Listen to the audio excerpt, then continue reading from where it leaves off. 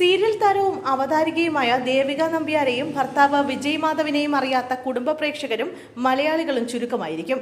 കഴിഞ്ഞ കുറച്ചു വർഷങ്ങൾക്ക് മുമ്പ് വരെ മലയാള ടെലിവിഷൻ സീരിയൽ രംഗത്തെ സജീവ സാന്നിധ്യമായിരുന്നു ദേവിക നമ്പ്യാർ.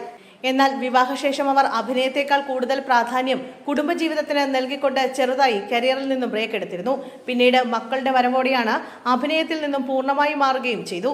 ഇപ്പോൾ ഭർത്താവ് വിജയ് മാധവിനൊപ്പം ചേർന്ന് നിരവധി കുട്ടികളെയും മുതിർന്നവരെയും നൃത്തം, യോഗ, സംഗീതം തുടങ്ങിയവ പഠിപ്പിക്കുകയാണ് ദേവിക.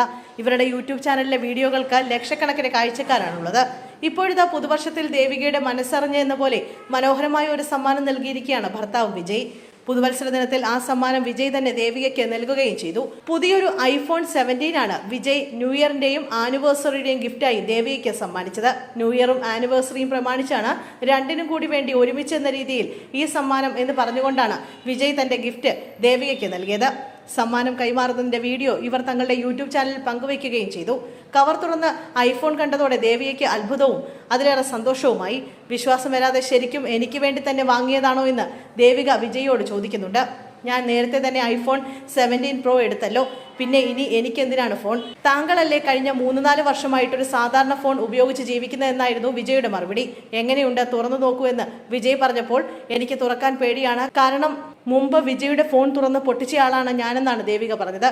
വർഷങ്ങൾക്ക് ശേഷം എനിക്ക് iPhone കിട്ടി, കൊള്ളാം, വളരെയധികം ഇഷ്ടപ്പെട്ടു, താങ്ക് യു. എല്ലാവർക്കും ഹാപ്പി ന്യൂ ഇയർ. ഒരുപാട് സന്തോഷവും സ്നേഹവും നേരുന്നു. നിങ്ങൾ ഓരോരുത്തരും മനസ്സിൽ വിചാരിക്കുന്ന കാര്യങ്ങളെല്ലാം സാധിച്ചു കിട്ടട്ടെ.